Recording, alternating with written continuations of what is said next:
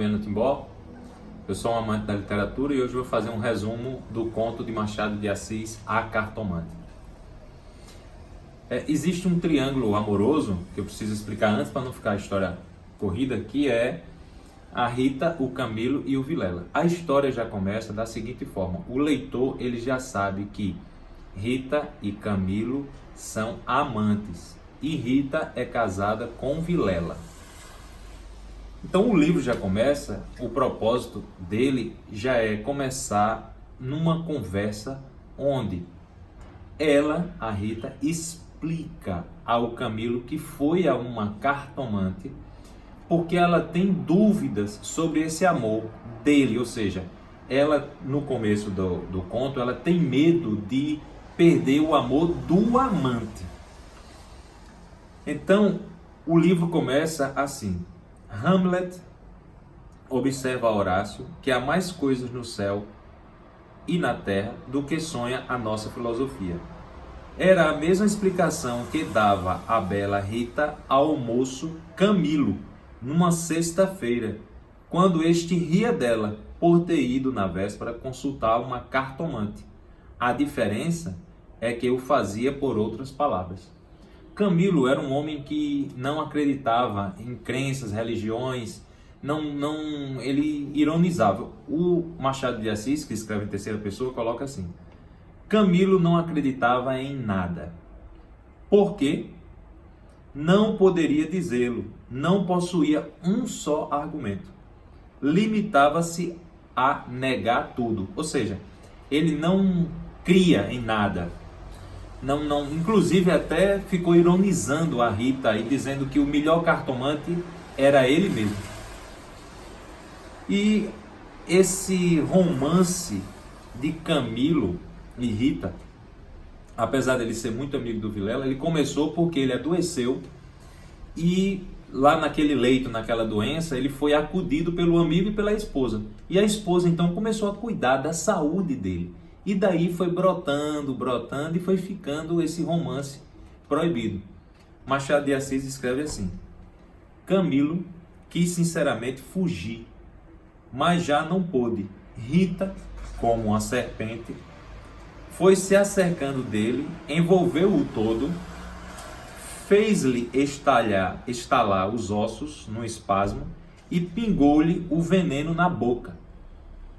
Ele ficou atordoado e subjugado, vexame, sustos, remorsos, desejos, tudo sentia de mistura, mas a batalha foi curta e a vitória delirante.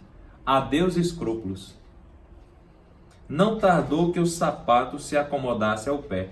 E aí eles começaram a viver aquele romance, se encontravam às escondidas, até que Camilo recebe uma carta anônima. Nessa carta informa que a informação será passada para o marido. E ele ficou esperando outras cartas a fim de que a pessoa extorquisse dinheiro dele. Ficou muito preocupado, tentou se afastar, não queria mais esses encontros às escondidas, mas o amor foi tomando conta, o desejo, a vontade. Ele voltou naturalmente a ver a Rita. Só que nas conversas com a Rita, ele entrega uma carta a Rita. E Rita leva para casa essa carta. Porque ela quer, caso ela receba também, comparar a letra, tentar identificar de onde é a carta, conversar com outras pessoas. Ela quer tentar de alguma forma identificar de quem é a carta, mas a carta é anônima. E a história vai se passando e, de repente, Camilo recebe uma carta de Vilela, dizendo o seguinte: venha o mais rápido possível, venha agora. Então ele deixa a repartição pública, pega um transporte e vai em direção ao marido, que é muito amigo dele. Mas ele sabia, ele tinha culpa no cartório, então ele ficava...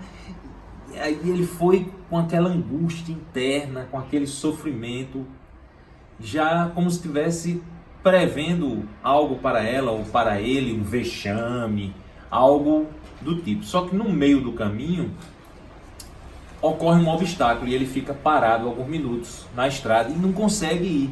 E ele nota que, ao olhar assim a vizinhança, ele está exatamente aonde fica a cartomante. e ele, tomado por um impulso, vai buscar essa ajuda mística da cartomante. E ele senta lá com a cartomante, ela coloca as cartas e diz a seguinte frase para ele: que não tivesse medo de nada, nada aconteceria, nem a um, nem a outro. Ele, o terceiro, ignorava tudo. Então Camilo sai dessa paga e sai dessa consulta leve, solto, olhando o mar, olhando as coisas, e sai tranquilo. Ele sai com a consciência leve. Quando ele chega a casa, ele percebe que a casa está muito silenciosa. Bate, o marido abre a porta, chama ele para outro cômodo, ele vai. E aí quando ele chega num cômodo mais dentro da casa, ele se depara com o cadáver de Rita. E aí ele não consegue nem se defender. Vilela pega ele pela beca e dá 2 tiros, e ali mesmo ele morre. Essa é a história toda desse conto, e Machado de Assis deixa para que você faça a sua interpretação de quem era a carta. A mim ficou assim bastante intensa a informação de que a pessoa, quando crente ou não crente, quando está numa situação de extremo perigo, vai buscar ajuda no que é místico para resolver os seus problemas. É isso aí, um abraço.